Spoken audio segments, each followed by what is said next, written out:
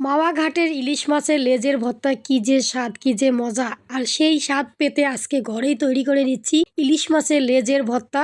Hello everyone, আসসালামু আলাইকুম। স্বপ্নচারিণী পেজে সবাইকে স্বাগতম জানাচ্ছি। কি অবস্থা সবার, সবাই কেমন আছেন? আল্লাহর রহমতে সবার দোয়ায় আমিও আলহামদুলিল্লাহ ভালো আছি। যাই হোক, ইলিশ মাছের লেজের ভর্তা খেতে আমার ভীষণ ইচ্ছে করতেছে, কারণ আমি মাওয়া ঘাটে গিয়ে যে ইলিশ মাছের লেজের ভর্তা খেয়েছি সেটা আসলে ভোলার নয়। সেই স্বাদ যেন এখনো জিভে লেগে আছে। আর আমি মাওয়া ঘাটে ইলিশ মাছের লেজের ভর্তা ভীষণ মিস করি। এ কারণে আজ ভীষণ খেতে ইচ্ছে করলো, কিন্তু মাওয়া ঘাট তো আর যেতে পারবো না। তাই ঘরে যে ইলিশ মাছ ছিল সেই মাছের লেজগুলো কেটে সুন্দর করে ভেজে নিয়ে নিলাম। তারপরে এখন ভর্তাটা তৈরি করার জন্য আমি একটু পেঁয়াজ মরিচগুলো সুন্দর করে কেটে নিচ্ছি। আর পেঁয়াজ কাটতে এসে দেখেন আমার তো 12টা বেজে গেছে। আমি কান্না করতে করতে শেষ, চোখ দিয়ে সমানে 2 চোখ বেয়ে পানি পড়তেছে।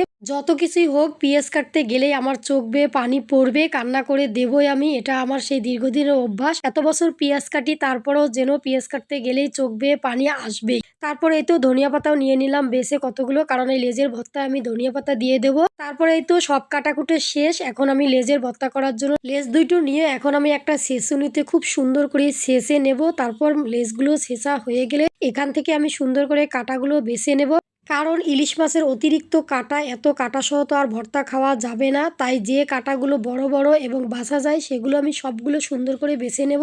আমার মেয়ে তো ইলিশ মাছ দেখলেই ভয় পায়, কারণ ও ইলিশ মাছ এই কাটার জন্যই খেতে চায় না। কিন্তু লেজের ভর্তা মাওয়াতে গিয়ে খেয়ে ভীষণ পছন্দ ওরও। ও বলে ইলিশের লেজের ভর্তা করো আম্মু, কিন্তু কাটা ভালো করে বেছে নিতে হবে। এই কারণেই খুব সতর্কতার সাথে মন দিয়ে কাটাগুলো বেছে নিলাম। এই তো কাটা বাছা শেষ। এখন আমি এই মাছগুলো তুলে রাখলাম। তুলে রেখে এখন আমি ছেঁচুনির মধ্যে শুকনা মরিচগুলো দিয়ে শুকনা মরিচগুলো আর সুন্দর করে গুঁড়া করে নেব। শুকনা মরিচগুলো গুঁড়া করা হয়ে গেলে তারপর কিন্তু আমি এগুলোর মধ্যে মাছগুলো আর ধনিয়া পাতা, কাঁচামরিচ, এই দেখো সবগুলো দিয়ে দিচ্ছি। দিয়ে আবার সুন্দর করে হালকা ছেঁচে নেব। পেঁয়াজগুলো একদম গলিয়ে ফেলবো না, পেঁয়াজগুলো যেন আস্তে আস্তে করে থাকে, এরকম যেন ভর্তাটা হয়। আসলে আমি চেষ্টা করতেছি মাওয়া ঘাটের মতো ইলিশ লেজের ভর্তা বানাতে, জানি না হয় কিনা।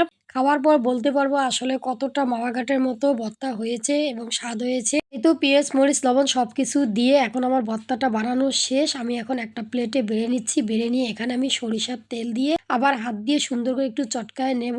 এই যে দেখো পুরাটা এখন মেখে, এই যে লবণ দিয়ে দিলাম, লবণ একটু কম হয়েছিল, দিয়ে এখন সুন্দর করে তেল দিয়ে মেখে নিচ্ছি। তোমরা কে কে পছন্দ করো ইলিশ মাছের লেজের ভর্তা অবশ্যই কিন্তু কমেন্ট করে জানাবে। আর তোমরা মাওয়া ঘাটে গিয়ে কে কে খেয়েছো, কার কাছে কেমন লাগছে সেটাও কিন্তু কমেন্ট করে অবশ্যই জানাবে। যাই হোক, শেষ মুহূর্তে দেখো ভর্তা বানানো শেষ। আমি গরম গরম ভাত নিয়ে ভর্তা নিয়ে বসে পড়েছি খেতে। ওয়াও, অসাধারণ, সেই টেস্টি এবং খুব মজা হয়েছে। গরম ভাত দিয়ে ভর্তাটা খেতে আমিও ভীষণ মজা পাচ্ছি। যাই হোক, আজকের ভিডিওটা এই পর্যন্ত। ভালো থাকো, আল্লাহ হাফেজ।